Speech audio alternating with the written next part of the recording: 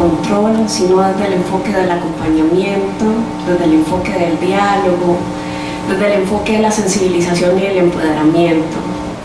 Y esto tiene que ver con una gran sombrilla, que cuando hablamos de protección de datos no significa un tema de política pública o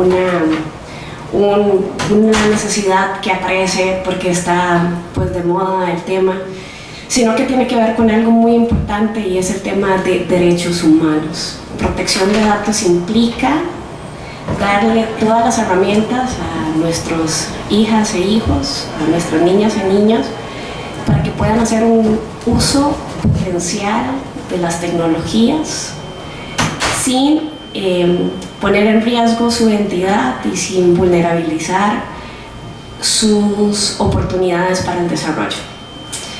No estamos hablando de un tema de acceso, estamos hablando de un tema de apropiación, y estamos hablando de algo que tiene que ver con reto país y significa inclusión social.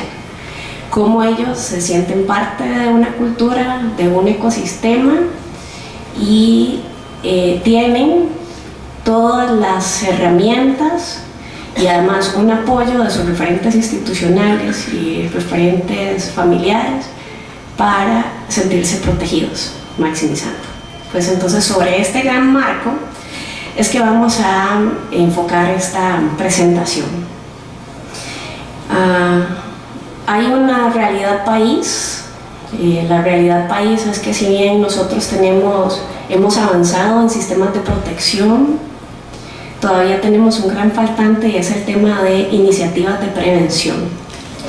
Iniciativas que apoyen a nuestros niños y niñas pues a estar informados, y que además tengan estrategias de cuidado y autocuido para poder explorar. Y precisamente en este panel vamos a escuchar algunas de estas narrativas esperanzadoras, de propuestas que vienen desde sociedad civil, de organizaciones, de agencias de cooperación, que nos apoyan a este gran reto, inclusión social.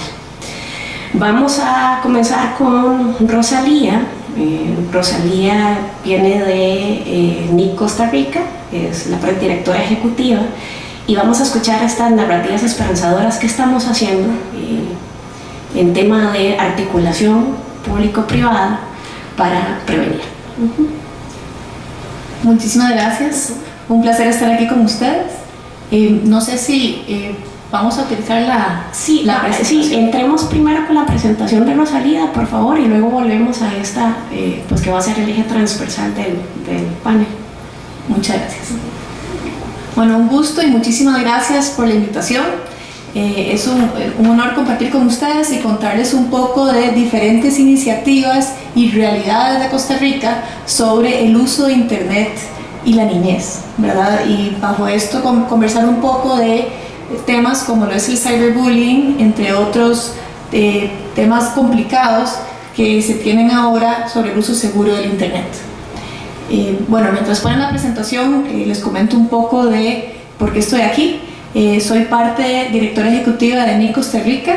NIC Costa Rica es una organización sin fines de lucro que tiene la responsabilidad de administrar los dominios .cr en Costa Rica. Además de manejar esta administración y temas técnicos como lo es el DNS, hacemos proyectos a nivel nacional e internacional para promover el desarrollo de Internet, que en sí es una misión bastante grande, pero lo que hacemos es definir áreas donde el país requiere apoyo o tiene que trabajar, tiene áreas de mejora en respecto al crecimiento, en el desarrollo y acceso de Internet. Nuestros proyectos, muchos de ellos se enfocan en temas de ciberseguridad, que es parte de lo que voy a conversar hoy, específicamente en el tema de niños. También tratamos temas de infraestructura de Internet, cómo promover mejores tecnologías y acceso en el territorio.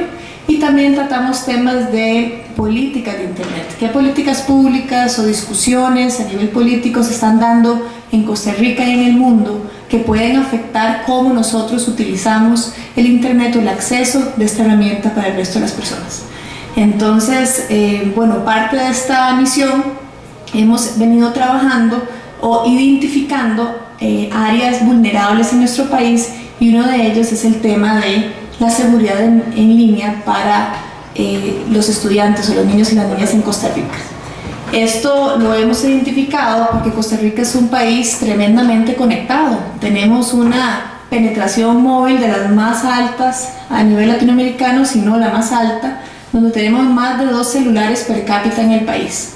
Es decir, tenemos un país tremendamente conectado que es fabuloso para temas de comunicación, para temas de herramientas del futuro, pero también tiene un riesgo importante, que es que tenemos que aprender los riesgos y tener conciencia de lo que esto implica.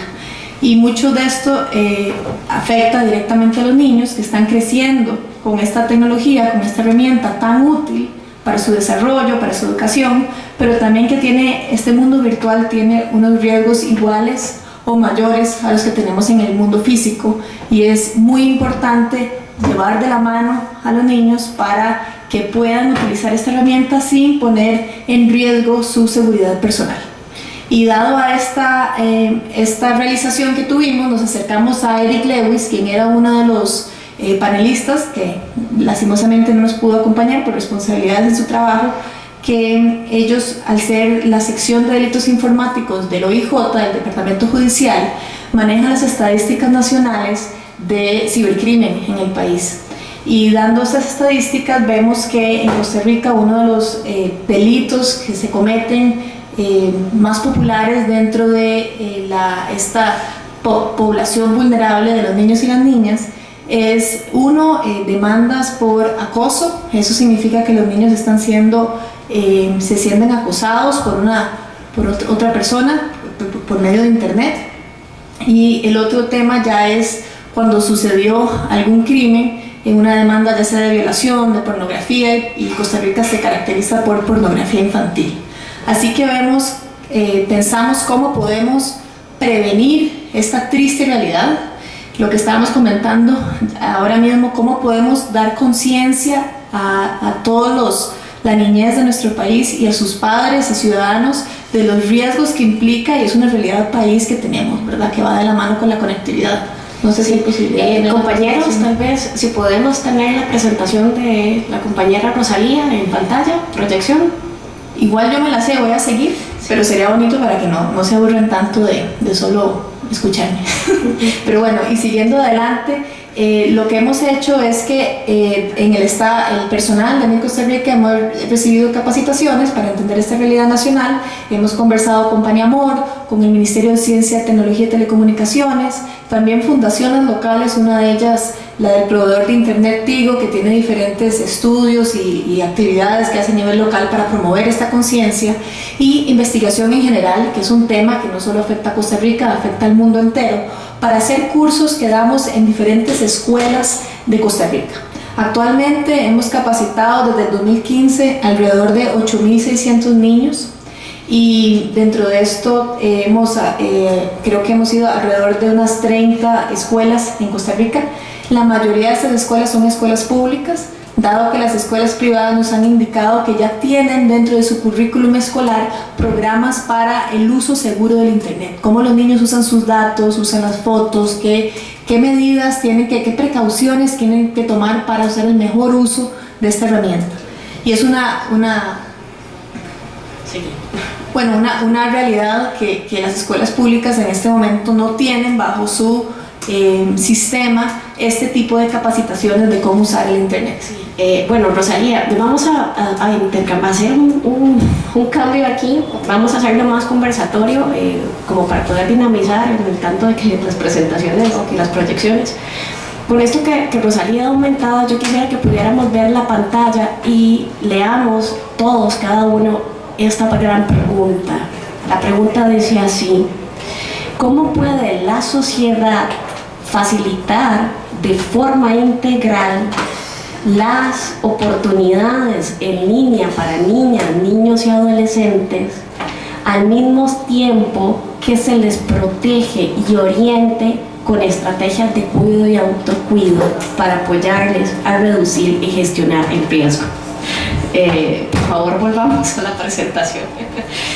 ¿Esto por qué? Porque quiero que todos ustedes tengan esta pregunta generadora, porque con esto deberíamos irnos después de este panel y las dos intervenciones que están los compañeros haciendo, y todos estos proyectos y acciones debería ir enfocado a esto. Y es lo que me encantaría que con todo esto, la experiencia de Nick, pudieran comentarles a las personas que estamos aquí cómo hacemos este balance de maximizar oportunidades al mismo tiempo que les estamos enseñando estrategias de cuidado y autocuido.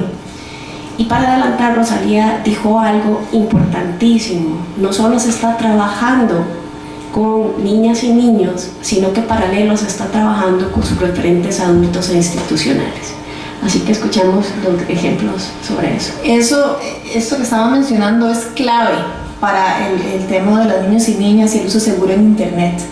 Cuando los niños y las niñas les hace falta la malicia en muchos casos o entender las consecuencias de compartir esta información en línea con extraños, o asumen que la persona que les está conversando es la persona que dice ser, y sabemos que muchas veces, y es muy fácil esconderse y mentir sobre quién es la persona con la que uno está conversando, ya sea en un chat. Lo que es muy común en niños son juegos de video, que también la gente tiende a enfocarse solo en redes sociales, y ahora los juegos de video hacen cuartos para chatear, para, como dicen ellos, coordinar estrategias que eventualmente ellos creen que se vuelven amigos y conversan y intercambian información. Entonces, estamos viendo niños y niñas que pueden ser muy vulnerables en diferentes momentos de la comunicación y el uso del Internet, que recurren, en algunos casos, porque no es en todos los casos, apoyo de sus maestros, maestras, padres de familia, adultos que están encargados pues, del cuidado de estas personas, y los adultos lastimosamente en muchas ocasiones no saben cómo reaccionar. Primero, tal vez no entienden la implicación que tiene esto, que como les dije anteriormente, tenemos estadísticas claras en nuestro país de que efectivamente es un problema que tenemos que abordar. Y muchos de los padres lo desconocen, creen que no va a llegar a nada, que es un mundo virtual donde no se tiene un impacto, o más allá aún, ni siquiera utilizan los juegos, las aplicaciones o las redes que sus hijos e hijas están utilizando, y nuevamente un desconocimiento absoluto. Así que es importantísimo acompañar desde el lado de educación y desde el lado de padres. Nosotros hemos hecho acercamientos a los padres, cuesta muchísimo que los padres tomen conciencia y vengan a estas capacitaciones. Los mismos profesores nos piden, nos solicitan de la manera más evidente la necesidad de hablar con los padres, y cuando hacemos las capacitaciones, los padres no vienen. Así que también creo que es un tema de conciencia país. Voy a aprovechar con un resultado que se dio a partir de una encuesta nacional. Por primera vez en Costa Rica se desarrolla una encuesta nacional con una muestra que nos ayudó el INEC, el Instituto Nacional de Estadísticas y Censos, de 1.008 niños y niñas alrededor del país. Dentro de esto, lo que refleja es que si bien los chicos hacen un consumo importante desde el punto de vista de videojuegos en línea, de aplicaciones de entretenimiento, de mensajería, estamos con un déficit a nivel país en el tema de prosumidor. Somos consumidores, pero no prosumidores. Eso significa que no hay una producción de desarrollo, y además hay una ausencia de papás y mamás que se refleja en acompañar a sus chicos a que produzcan y creen, a que se inspiren. Porque efectivamente no hay un acompañamiento, que es lo que decís, que hace que no se promuevan estas oportunidades y se quede efectivamente en una navegación sola, sin acompañamiento, que no inspire a empoderar y participar como ciudadanos. Y una de las reflexiones que se hacía en la encuesta es que cuando se le pregunta a papás y mamás por qué no acompañan, los papás a su vez dicen que ellos asumen que en los centros educativos se les da esta inspiración para el desarrollo de las tecnologías.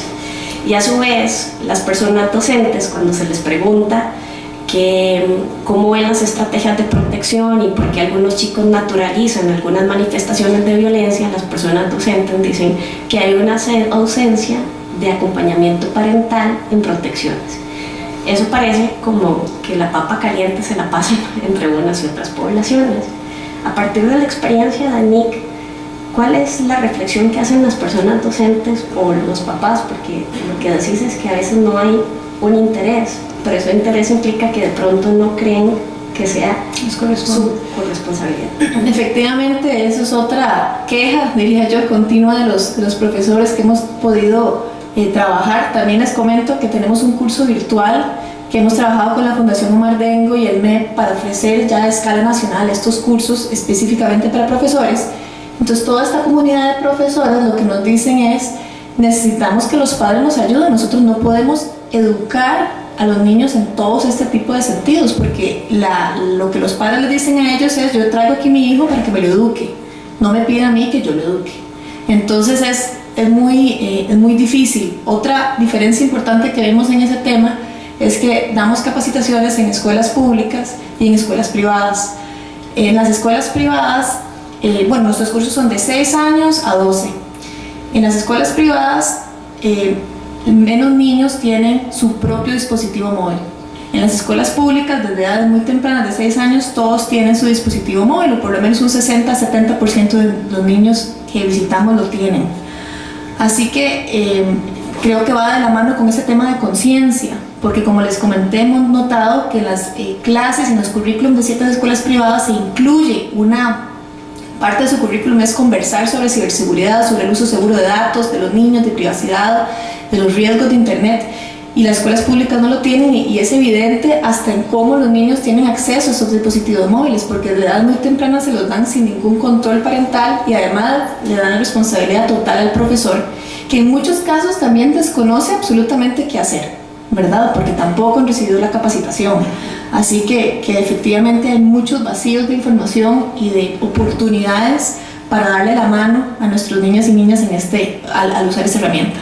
Compañeros que están en la proyección, que nos apoyen, ¿podrían volver a la presentación anterior, por favor? Hay otra pregunta también que surge, y es lo que detrás de telones conversamos con Michael Pancera, con respecto a que por qué no hablar de control y hablar de acompañamiento. ¿Por qué desde el punto de vista de organizaciones internacionales y agencias, cuando vienen con una idea o con una iniciativa para apoyar a Costa Rica, tenemos que hacerlo desde el enfoque del acompañamiento y la protección? Entonces, pues mientras nos apoyan con la proyección, me encantaría pues que se presente y que nos comente sobre la iniciativa que ha estado trabajando la agencia a quien pertenece. Así que bienvenido. Sí. Vamos a ir intercambiando, haciéndolo por el resto.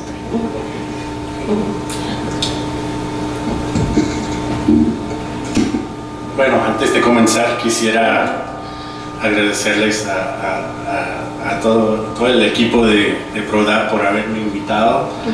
Es un honor estar aquí. Lamentablemente, justo después de almuerzo, viene la zozobra, ¿cómo se dice? La gente quiere dormirse, pero voy a intentar de reanimar a la gente. Ustedes pueden ir marcando todos los errores de gramática que cometo, así que quien cuenta los más puede ganar un premio. Siguiendo con el tema de acompañamiento, es buen punto de partida porque nuestra ley COPA se enfoca justamente en eso, no en supervisión necesariamente de un regulador, sino en cómo otorgar a los padres los mecanismos de tener constancia de qué es lo que están haciendo sus hijos online y cómo hacen para instaurar una cultura de acompañamiento. Entonces, voy a explicar un poco sobre los orígenes de la ley. Como ustedes saben, la Comisión Federal de Comercio de los Estados Unidos somos un organismo de enforcement primariamente, no somos reguladores, tenemos algunas facultades, pero primariamente tenemos la posibilidad de procesar, de iniciar demandas contra empresas que vulneran los derechos de los consumidores y en este caso los usuarios. Entonces, bajo nuestra ley orgánica, nosotros tenemos el oficio de proteger a los datos de los ciudadanos. Pero se identificó hace como 20 años varios sectores y prácticas que causaron muchos problemas y daños en el mercado y también para usuarios.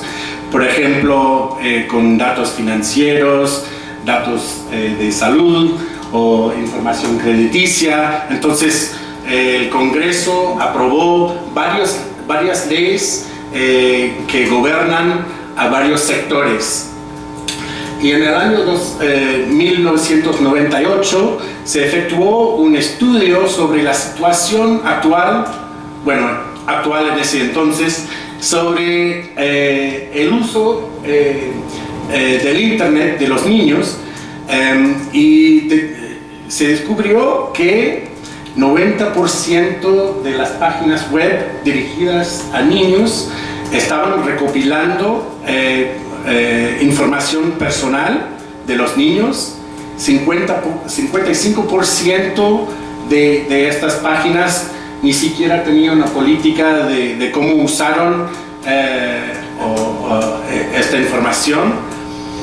Solo 23% de las páginas dio la posibilidad a los padres de dar consentimiento que sus hijos usaran a la página, y solo 1% obtuvieron el consentimiento previo.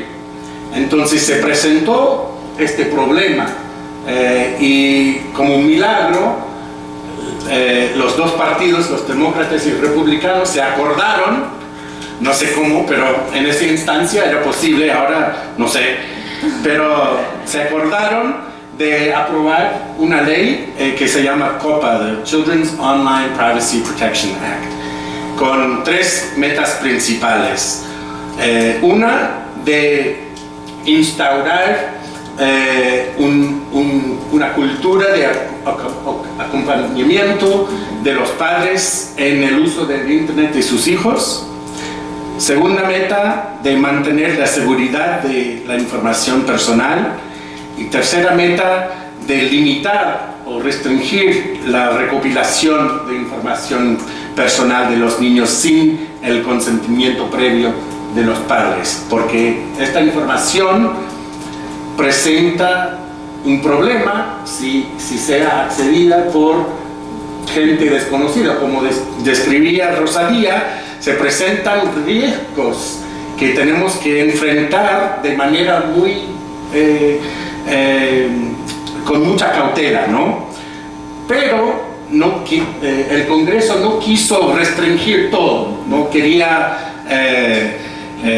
prohibir el uso entero, quería que los hijos se aprovecharan de los nuevos mecanismos, que tuvieran acceso a la información. Hay muchos beneficios, ¿no? Educación, lo que sea. Entonces quisieron conservar esta experiencia de los niños al acceso a la información, pero quisieron prevenir estos riesgos que se presentaron, que describía Rosalía. Entonces, una vez que se identificaron los riesgos, tuvieron que diseñar una solución. Y la solución que encontraron era un marco flexible que se radica en el consentimiento de los padres verificable. Es decir, que bajo la ley se precisa que todas las páginas dirigidas a niños, definidos como menores de 13 años, que todas estas páginas hicieran un esfuerzo razonable para asegurar el consentimiento previo de los padres por un mecanismo seguro, es decir, que notificaron a los padres y obtuvieron la autorización de la recopilación, del uso y de la información. Y es muy flexible porque depende de qué tipo de información están recopilando, etcétera, etcétera. No, es como a la medida, no es como una regla para todas las empresas. Entonces, también determinó que se precisa cada página dirigida a niños tiene que tener una política que explica detalladamente qué van a hacer con la información, que tiene que solo recopilar la información necesaria para el fin de la página y no pudieron condicionar el uso de la página en la provisión de más información de los niños.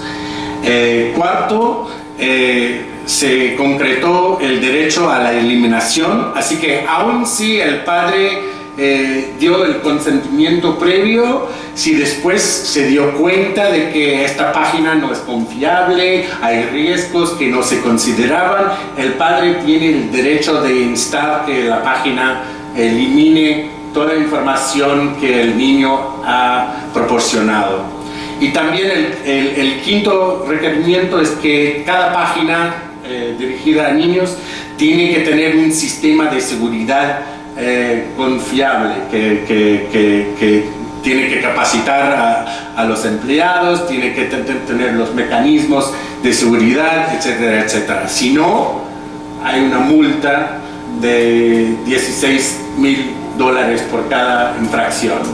Así que si les conviene, yo puedo explicar un poco de cómo hicimos para enforcement, casos ejemplares, ¿está bien? Ok.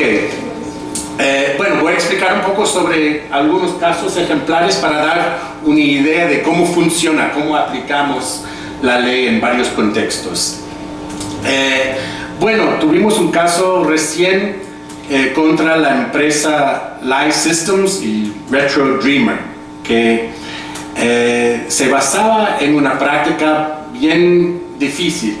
En el año 2012 nosotros tuvimos que actualizar la norma para aclarar que la definición de información personal incluye a los identificadores persistentes y también a información de geolocalización, porque ahora todos los niños tienen un smartphone que en el año 98 ni siquiera se pudo imaginar, y también audio, fotos, video, toda esta información que un niño puede cargar en el internet se comparte como información personal. Pero también tuvo que aclararse que la ley también se aplica a terceros, es decir, no necesariamente a las páginas mismas, sino que también a los terceros que utilizan la página para acceder a información de los niños.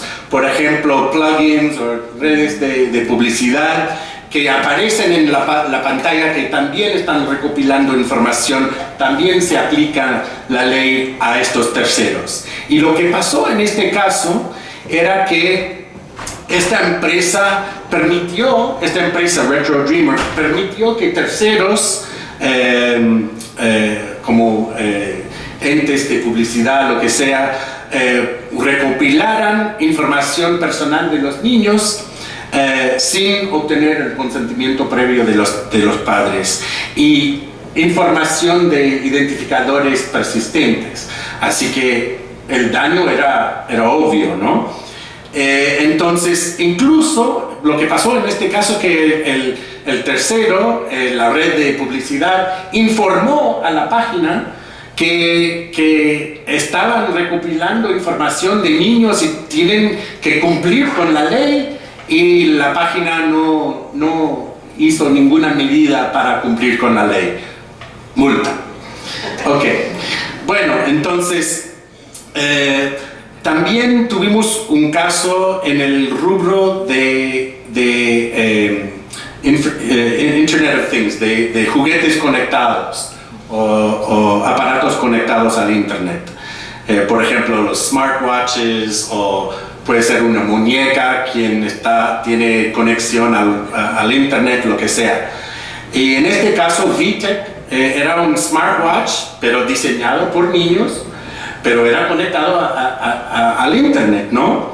Pero la empresa ni siquiera obtuvo el consentimiento previo de los padres y no tomaron medidas suficientes para asegurar que la conexión era segura. Entonces, cualquier hacker o un tercero con motivos ilícitos pudo comunicar o obtener información con el niño. Así que, muy mal. Multa. Garrotazos.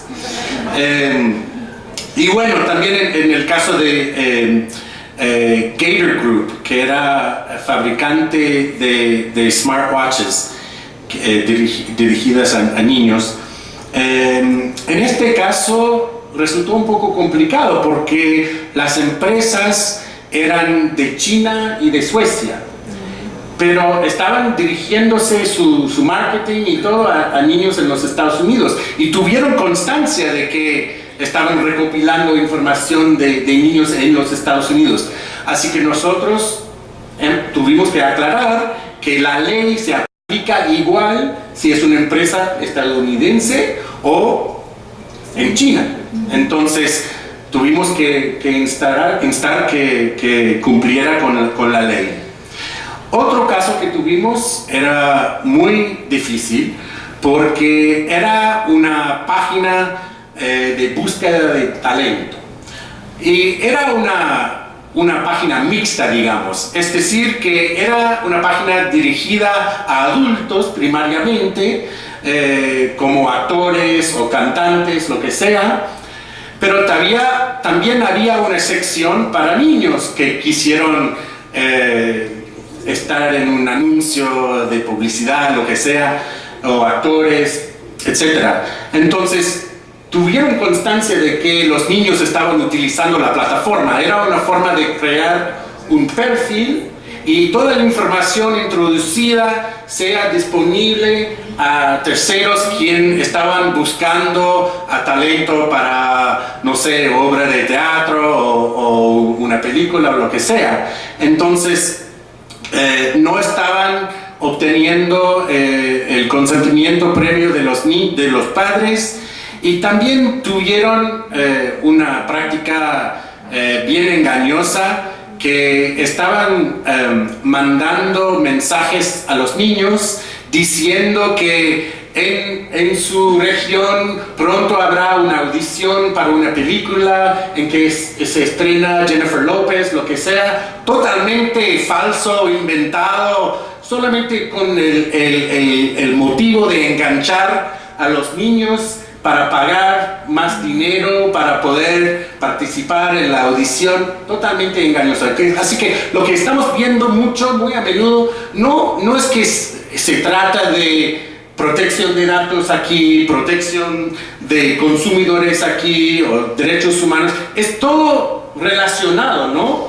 Hay muchos vínculos en las prácticas que están efectuando estas empresas, se aprovechan de los niños de esta manera, y también para ganar dinero de una manera fraudulenta. Así que tenemos que estar muy atentos a las prácticas cuando se surgen, y también tiene que haber una coordinación bien estrecha entre los organismos de protección al consumidor, tanto a los organismos de protección de datos, ¿no? Porque cada vez más con el comercio electrónico se ve vínculos entre las dos situaciones, ¿no?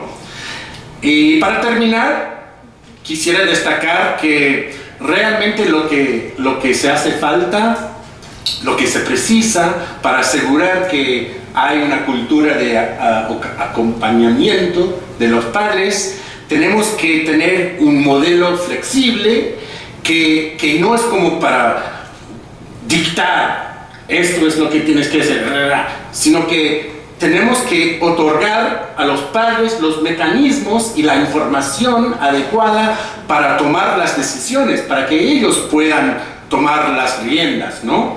Entonces, y realmente como organismo estatal tenemos el deber de detectar dónde están los riesgos y enfocarnos muy bien en estos riesgos y cómo hacer para enfrentar a estos riesgos. Y ojalá que hayamos llegado a este equilibrio, pero es una lucha constante porque las tecnologías siguen avanzando, las prácticas siguen avanzando, el uso de los niños sigue cambiando también. Los niños tienen una conciencia bien distinta a nuestra generación, o bueno, mi generación tal vez.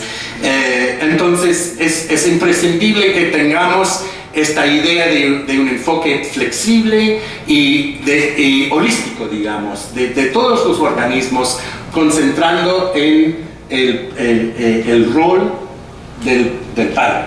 Okay. Gracias. Bueno, muchas gracias por la experiencia. A ver,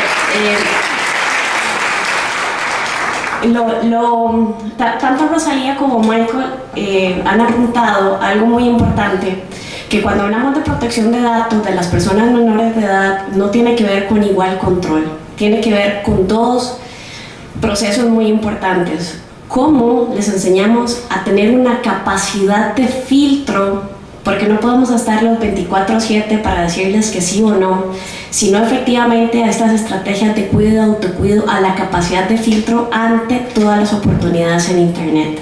Y efectivamente esto tiene que ver no solo con estrategias de protección, leyes, sino también con mecanismos de prevención que promuevan un diálogo abierto.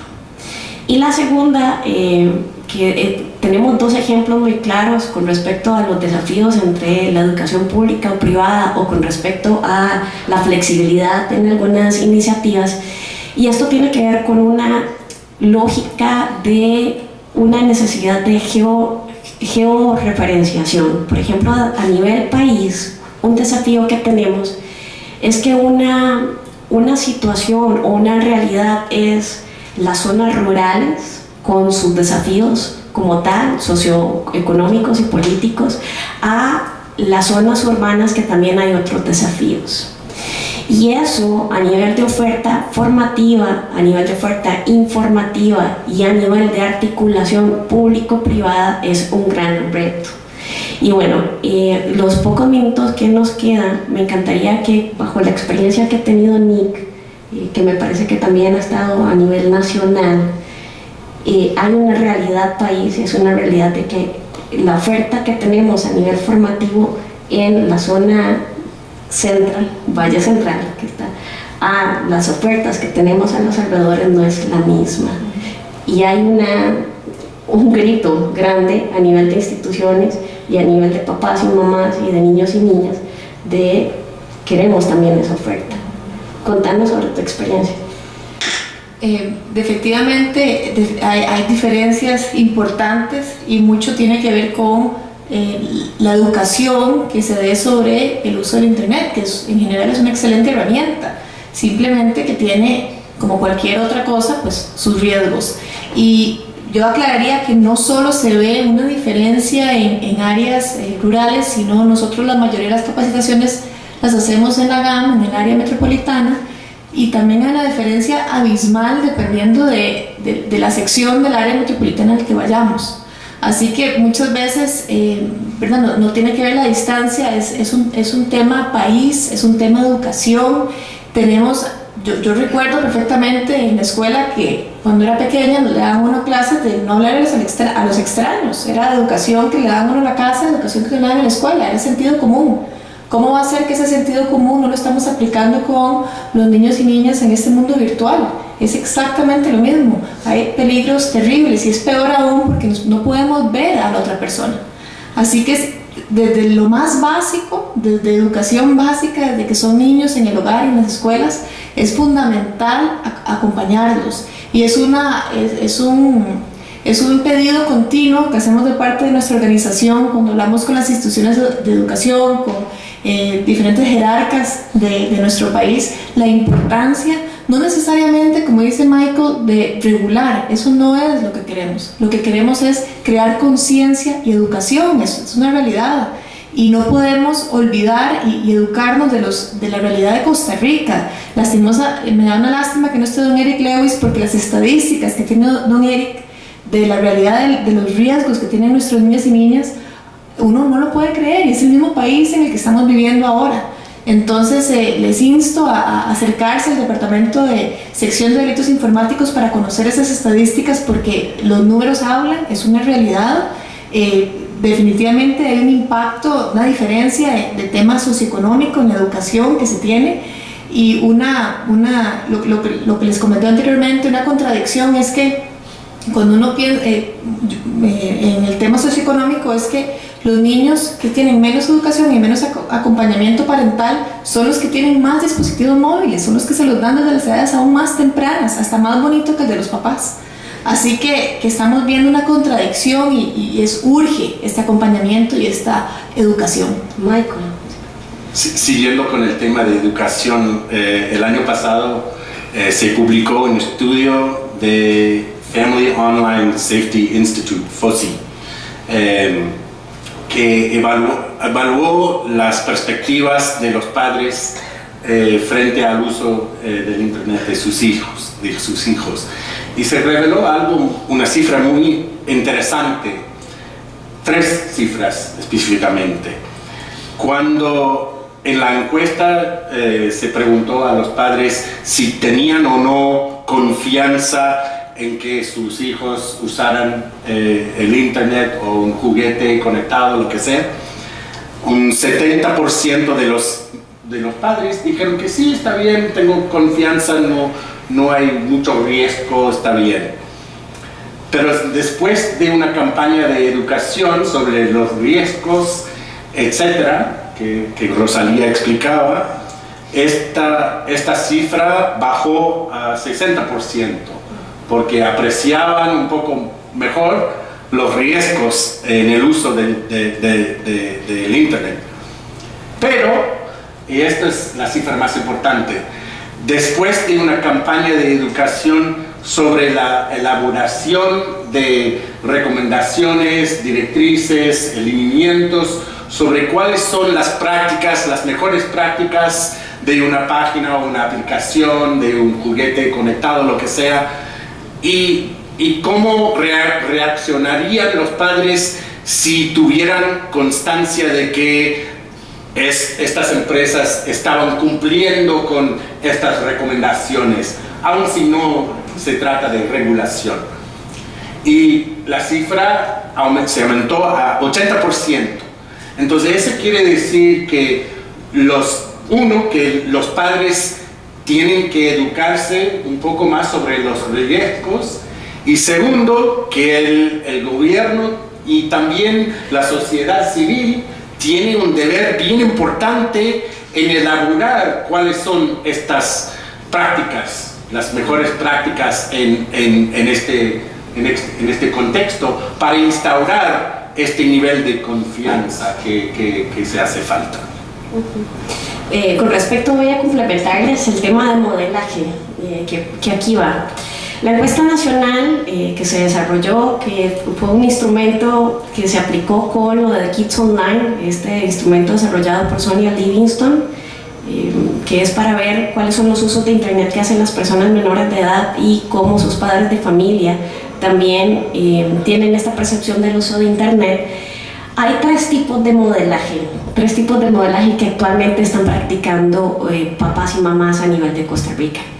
El primero es el que se le llama modelaje activo, que más que la promoción de un acompañamiento es más prescriptivo. Así se hace, ABC, esto es lo que yo leí, esto es lo que me dijeron. Que hay que hacer un salto a un enfoque de crianza respetuosa, y está más a nivel prescriptivo, pero es un modelaje activo. El segundo tipo de modelaje que se ve que de alguna u otra forma que es más pasivo. en el tanto que hay dos mitos que están muy presentes en papás y mamás. ¿Cómo yo voy a acompañar si los chiquillos saben más que nosotros? Porque son más nativos y yo no tengo este conocimiento, que es un paradigma que hay que quitar, porque efectivamente el rol de papá y mamá en acompañamiento siempre debe existir. ¿Qué decías, Rosalía? Si yo cuando estaba pequeña me decían dónde ir o cómo no hablarle a los extraños, bueno, se traslada lo mismo a través de los canales nuevos que tenemos en el internet, pero no se tiene que perder el sombrero del acompañamiento. Sin embargo, está presente la mediación pasiva porque existe este paradigma de que al no tener yo el mismo conocimiento del aparato tecnológico, ellos saben más que yo. Y la tercera, conocida como mediación restrictiva, que tiene que ver mucho con el control. Y a nivel de mito y realidad, muchas veces papás y mamás creen que es mejor tener una mediación restrictiva que pasiva, porque el estar controlando implica que están presentes. Sin embargo, a largo plazo, este tipo de mediación y modelaje no tiene, a largo plazo no se generan prácticas positivas, porque al restringir, lo que hacen los chicos y las chicas es aumentar más esta brecha de diálogo, explorar solos por otros medios y no comentar lo que están haciendo. Entonces, ante estas prácticas de modelaje, lo que se ha visto desde el punto de vista de los especialistas e investigadores es que lo único a lo que tenemos que ir sensibilizando a papás y mamás y a los referentes institucionales es a esta mediación activa que promueva efectivamente estos diálogos y este acompañamiento, porque es la única forma de poder comprender y estar presente ante esto. Se los comento porque es los resultados que dan, y que a través de todos los ejemplos que hemos visto, tanto de prevención como un ejemplo de protección, sale a la luz los mitos y realidades que tenemos como papás y mamás a la hora de acompañar. Estoy de acuerdo, recién salió un estudio sobre estas perspectivas, y es falso suponer que solo el hecho de que un niño sabe utilizar un smartphone o lo que sea, que lo enfrenta como adulto, que igual son niños y caen en la trampa. Y no pueden distinguir entre una práctica legítima o ilegítima, o si un tercero tiene intereses malevolentos, digamos. Así que es un mito seguro, y los padres tienen que tener constancia de que solo por el hecho de que sus niños están utilizando estos dispositivos, que eso no quiere decir que tienen criterios para distinguir como si fueran adultos. Claro, adelante. Y también para agregar una anécdota también de nuestras capacitaciones, siempre que empezamos a conversarles a los niños de las mejores prácticas, seguridad, privacidad, siempre levantan la mano, pero es casi que un hecho. En las capacitaciones se dicen, es que mis papás no hacen nada de eso.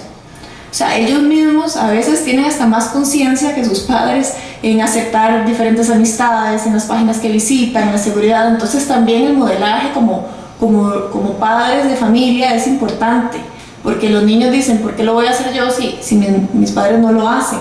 Entonces es una discusión que siempre tenemos con ellos, que es complicada, ¿no? Porque no tienen ese ejemplo. Sí. Voy a terminar, nos quedan pocos minutos y además tenemos una pregunta.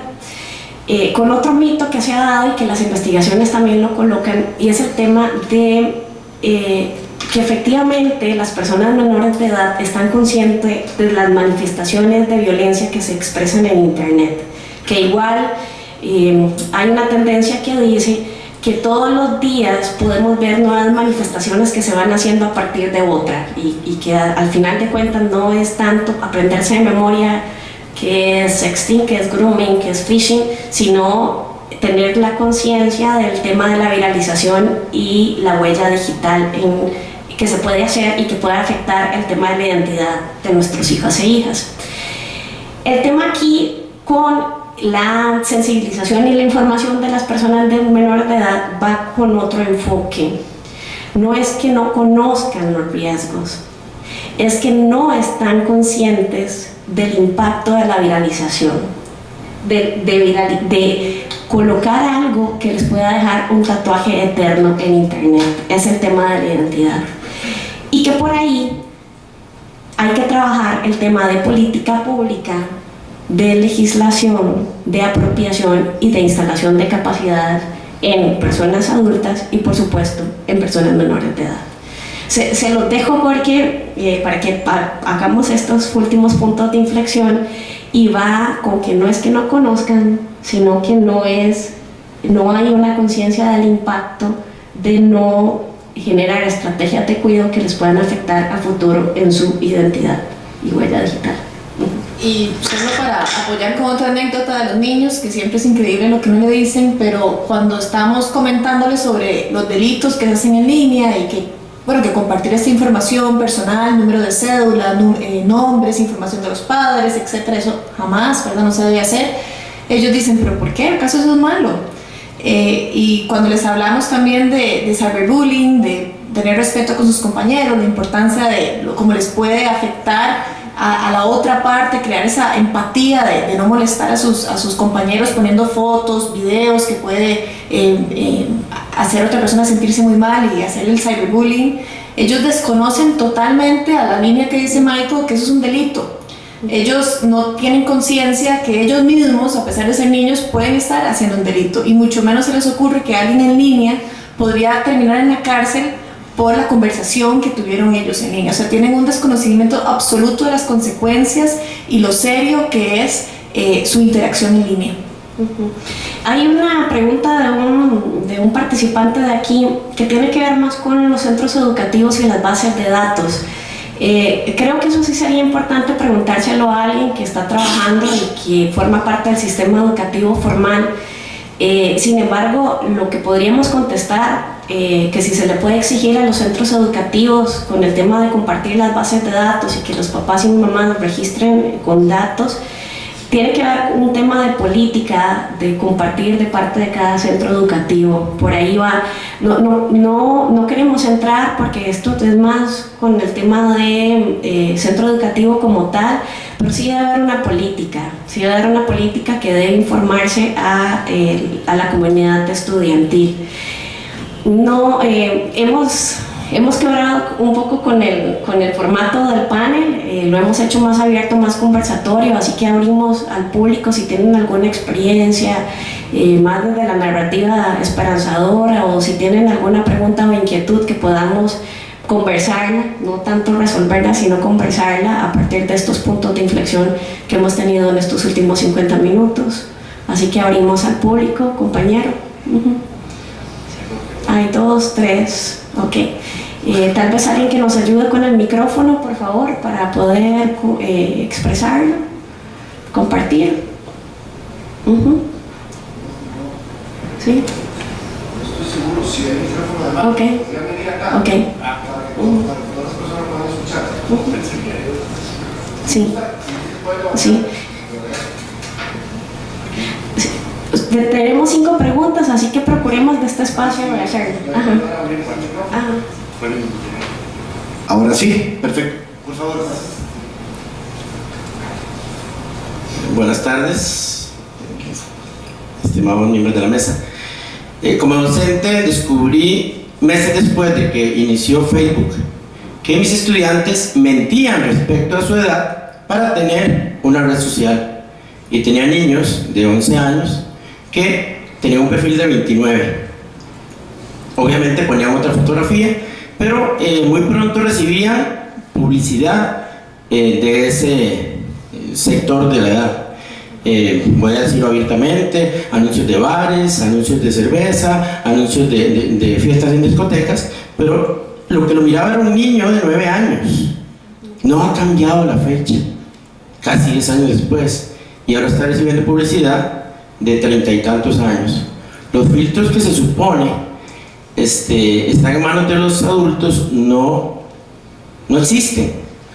Sabemos de la queja de que un botón rojo que dice usted es mayor de edad, puede ver pornografía y simplemente hacer clic, no hay un filtro del otro lado que reconozca. Pero en los menores de edad, y como una anécdota muy extraña, es que los padres de familia son los que le abren las redes sociales a sus hijos, mintiendo con la edad, pero mintiendo frente a sus hijos. Entonces, en una campaña de educación, definitivamente, y apoyando las ideas del panel, debemos de empezar con todo el núcleo familiar. No podemos hacer una campaña de solo un lado o solo de otro. Incluso los docentes, a veces, y se lo digo porque mis colegas, yo soy el de informática, entonces recurren solo a mí, ellos evitan este asunto para no confrontar a los padres de familia. La próxima vez que visiten el sitio del Ministerio de Educación Pública de Costa Rica, sepan que una gran cantidad de personas que están ahí son niños de tercero, cuarto y quinto grado que mintieron su edad para tener una cuenta en un perfil de red social. Gracias. Muchísimas gracias. Yo creo que... Sí, contesta el tema de modelaje. Exacto. Y de información. Sí, la siguiente consulta se puede ir acercando mientras ellos comentan. Ya tenemos micrófonos, perfecto. Súper bien, ok. Perfecto. Entonces pueden mantenerse en sus asientos y las compañeras les van a... Nada más quiero aportar mientras llegue al micrófono, hay una investigación exploratoria que se hizo preguntándole sobre la percepción de riesgo de personas adultas, y se hizo una investigación espejo con los papás y mamás. Y lo que sucede es que desde la percepción de papás, cuando le compran un aparato tecnológico a sus hijas e hijos, va en primer lugar con un propósito de fin educativo, el segundo de fin de comunicación y el tercero de fin de entretenimiento. Cuando se le pregunta a las personas docentes sobre cuál cree que sea el motivo de esa compra por parte de los papás y cuál es el uso que hacen sus hijos de estos aparatos, la persona docente dice que el primer uso es el uso de entretenimiento, el segundo es el uso de comunicación y de último el uso educativo.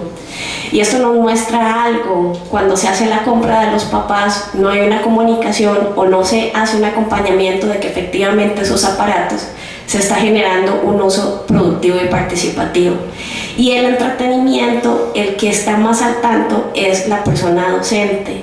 Y cuando se le pregunta a la persona docente que si es entretenimiento, hay un tema de riesgo, la persona docente dice que las personas, papás y mamás, han naturalizado tanto las conductas de riesgo que ya no lo ven como una conducta de riesgo, sino que es parte del día a día. Se los dejo en ese punto de inflexión. La compañera, por favor. Sí, buenas tardes. Son tres preguntas muy concretas. La primera, desde la experiencia de Pan y Amor y de NIC, trabajando en iniciativas público-privadas, y ante la evidencia de que no hay política pública en esto, ¿cuáles son las barreras que ustedes han identificado para que eso sea así? Para que no tengamos política pública, para que esto no sea un tema de la malla curricular del Ministerio de Educación. ¿Por qué durante todo este tiempo eso no ha podido hacer? ¿Y por qué no es un tema país esto? Como ustedes han señalado la importancia. La otra pregunta muy concreta para mañana específicamente, escuchando los datos que nos presentaba sobre la encuesta más reciente, yo los comparo con los de Pan y Amor del estudio exploratorio del 2010 y digo, son los mismos, y han pasado 8 años. ¿Qué es lo que estamos o qué deberíamos cambiar para que dentro de 8 años no tengamos los mismos datos y las mismas respuestas? Y la última para Michael, ¿sí? Muy breve también, ¿cuál es la figura? ¿Tienen un órgano garante o una figura que hace que ese enforcement sea efectivo y que la ley se cumple? Tal vez que nos explique cómo funciona y quién es el que hace, si es el órgano que usted representa, o quién es el que hace ese informe para que se dé la ley, que se dé la implementación. No sé si me entendieron. Bueno, muchas gracias por la pregunta. Sobre la primera pregunta, sobre la política pública, ¿por qué no estamos viendo cuáles son las barreras que vemos para poder hacer esto parte de la educación nacional. Hay que tomar en cuenta que la política pública y ese tipo de decisiones a nivel gobierno siempre va atrás de la tecnología siempre va adelante y estamos siempre luchando por ponernos al corte. Y Costa Rica, ahora hablamos con mucha seguridad y todos conocemos que estamos tremendamente conectados, que tenemos un índice de penetración gigantesco, pero esto es muy nuevo, eso sucedió en los últimos 5 años. Así que creo que la conciencia a nivel de la población y también a nivel gobierno, creo que ahora está calando, estamos viendo diferentes comisiones en los diferentes ministerios para discutir este tema y creo que ese es el comienzo. También estamos viendo ya diferentes políticas públicas a nivel de asamblea que discuten el tema del internet, ¿verdad? ¿Qué hacemos con teletrabajo? ¿Cómo podemos aprovechar esa infraestructura? Y ahora tenemos que empezar a hablar de los riesgos. Así que creo que es un tema que sucede lastimosamente en el mundo, donde la política pública va atrás de los avances tecnológicos que tienen un impacto directo en esta sociedad. Sí, voy con política pública, me voy a referir a algo más cuantitativo y de evidencia y sobre esto voy a reforzar el argumento. Se hizo un mapeo a nivel, con base de un modelo que se llama We Protect, que es un modelo para la prevención de la violencia en línea por parte de niños y niñas. Y en este mapeo se desarrolla que de los 21 indicadores que debería tener el país, tanto a nivel de protección como prevención, Costa Rica tiene 13 indicadores. De esos 13 indicadores tiene que ver mucho con temas de ley y de protección, pero es que el kit del asunto en el indicador es que si bien tenemos leyes con respecto, digamos, a sancionar delitos, o por ejemplo que el Ministerio de Educación Pública tiene un protocolo, o que el PANI tiene una política, o que Fonatel puede decirle, por ejemplo, a los famosos centros de conexión que tienen que tener una política de protección y un filtro, no específicamente hay una política sobre el tema. Tenemos avances y pedacitos, pero no una política integral. Y lo segundo, con respecto a la institucionalidad, es que a nivel de institucionalidad competente tenemos al MISIT y tenemos a la SUTEL, pero esa institucionalidad competente está más en tema de infraestructura y en tema de acceso, más no de apropiación y prevención, porque ahí tenemos otro tema de papa caliente. Serían institucionalidades competentes que articulen, entonces estarían en tema de infraestructura, pero tendríamos que tener un tema de inclusión social y ahí estaría el patronato, estaría el Ministerio de Educación Pública, estarían otras instancias que coloquen. Y otro desafío también es a nivel de comisión interinstitucional, que no lo tenemos. Está la Comisión de Seguridad en Línea, pero ve otros públicos, no ve específicamente el tema de protección de los derechos de las personas menores de edad. Y está el Consejo Nacional de la Niñez, pero ese consejo aborda el tema de prevención de la violencia en su totalidad y no específicamente entrado en prevención de violencia en línea. Entonces, con esto el argumento es que tenemos pedacitos, tenemos avances, pero no tenemos algo articulador, interinstitucional e integral. Y el tema de los datos, que es la segunda pregunta, porque tenemos muy pocos minutos, voy a dar un ejemplo claro. En el 2013 se genera una ley que sanciona el delito del grooming. En el 2003, no puedo decir exactamente, pero decirles que teníamos denuncias de 3, 4 denuncias con el tema del grooming. Al 2018 esas denuncias se han multiplicado en un 300%, o sea, tenemos 159 denuncias más no sentencias. ¿Eso qué significa? Se proliferan las manifestaciones de violencia, hay un mecanismo que nos incita a denunciar más. El sistema judicial no tiene la capacidad, o es más lento, o el tema de protocolo no está en la misma velocidad en el tema de denuncia. Al día de hoy no tenemos ninguna sentencia en el delito de grooming. Y esto es un ejemplo claro de que se mantienen los datos, se mantiene la problemática, pero no vamos con la misma velocidad y capacidad de respuesta país. Bueno, en cuanto al enforcement, tengo 3 puntos que quisiera aclarar. Sí, se da por sentado que es imprescindible tener un sistema de consecuencias. Entonces, sí que hay muchas empresas que quieren cumplir con la ley, pero hay algunas que no actúan de buena voluntad, quieren esquivar a los requisitos.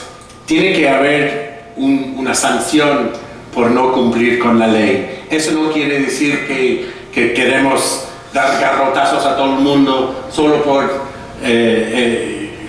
gula, no sé qué, pero aunque me gusta.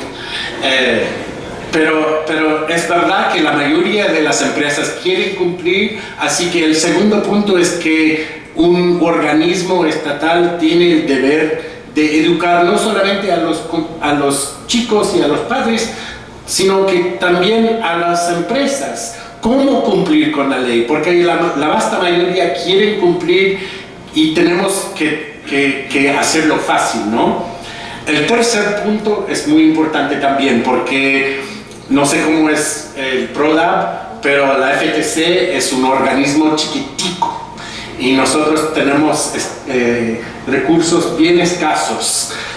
Nosotros tenemos que escoger muy bien cuáles son los casos que vamos a investigar, procesar, etc. Pero lo que tenemos bajo nuestra ley es el sistema de puerto seguro, que depende de un sistema de autorregulación. Es decir, que si un organismo de certificación de estilo que se explicó en el panel anterior, que evalúa las prácticas de tal página, que cumple con los requisitos, que tiene un sistema de seguridad bien adecuado, etcétera, etcétera. Entonces, estas empresas que cumplen, que estén certificados, pueden decir que están bajo este puerto seguro, que están cumpliendo con la ley COPA. Entonces un consumidor, un padre, puede verificar que esta página es confiable, y si resulta que tiene ese sello, pero no están cumpliendo, podemos procesar como una vulneración, una infracción de la ley misma. Así que es un conjunto de esfuerzos, de enforcement, de educación y de autorregulación. No se puede depender de uno solamente. Muchas gracias. Nos queda tiempo para una pregunta muy, muy corta, por favor. Tenemos un minuto. ¿No nos queda? No, había alguien de este lado. Sí, había alguien. A ver, aquí está levantando la mano. Nada más para evacuarla rápidamente, porque nos queda poco tiempo.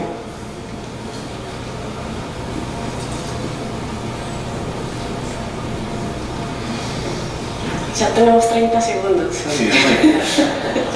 Buenas tardes, muchas gracias. Para Michael, ¿es posible que las nuevas políticas o las mejores prácticas internacionales estén estableciendo que las plataformas de compra en línea o establezcan un sistema de double check o de doble aseguramiento para las compras de menores en línea? Porque es evidente que los menores están haciendo compras en línea.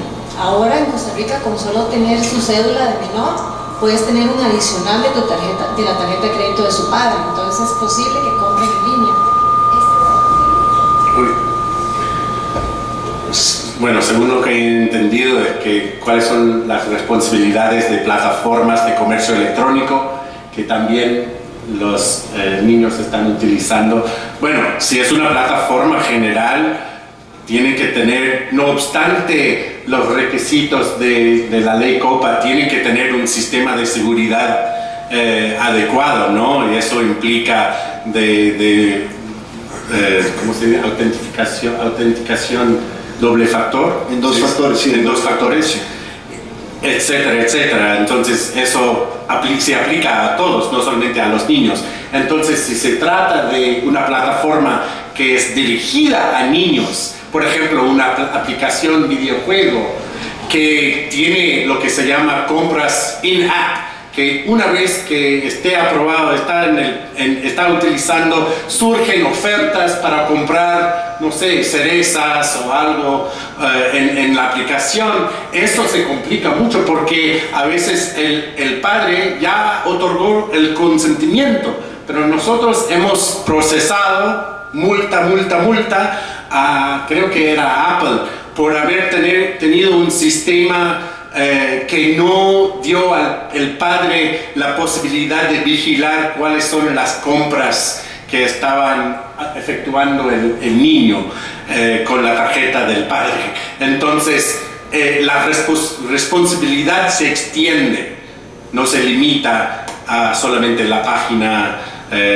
principal, sino al uso continuo. Muchísimas gracias. Muchísimas gracias a los tres panelistas de esta sesión. Un aplauso, por favor.